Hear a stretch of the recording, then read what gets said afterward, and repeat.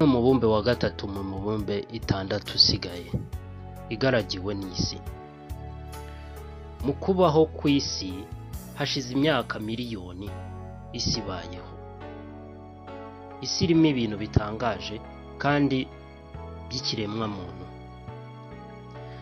Abashakashatsi hari ibyo bavumbura, hari n'ibyo babona nabo ubwabo bikabatangaza. Ikiganiro ni gira ubumenyi. Gira ubumenyi uyu munsi turavuga ku nyamaswa yitwa inka. Aborozi nibo babisobanura neza kuko bajya babona ikimasa, inka y'ingabo cyangwa isekurume y'ihene n'intama byihumuriza ku nda y'amaganga igitsina cy'ingore. Iki gikorwa nicyo abantu bita kumosa. Ikimasa gikunze guhita kirarama kikareba hejuru kimeze nk'ikirimo gushinyika cyangwa guseka, ariko uko kizamura amazuru biba ari ukwiyegereza impumuro y'amatembabuzi cyavanye ku nda y'amaganga y'ingore kugira ngo idahuhwa n'umuyaga itarumvikana neza.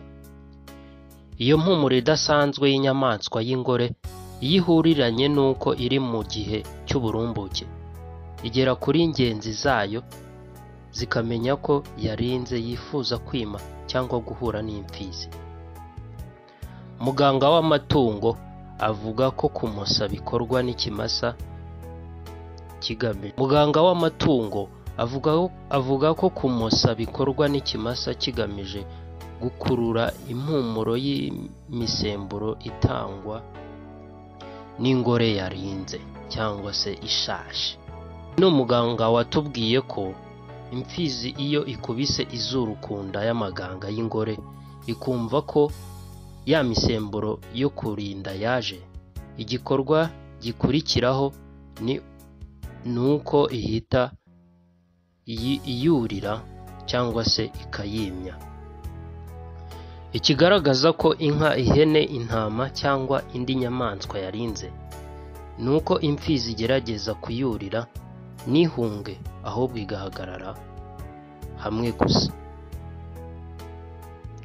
Gusa hakabaho n'igihe imisemburo yo kurinda iba yaje ariko itarabyumva, icyo gihe bikaba ngombwa kwanga ko imfizi iyurira.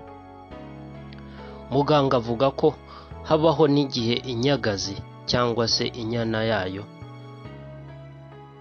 nayo ikora igikorwa cyo kumosa ngenzi yayo, yakumva ya misemburo yo kurinda nayo igahita iyurira mu rwego rwo kugaragariza imfizi iri aho cyangwa aho hafi ko iyo nyamaswa yarinze.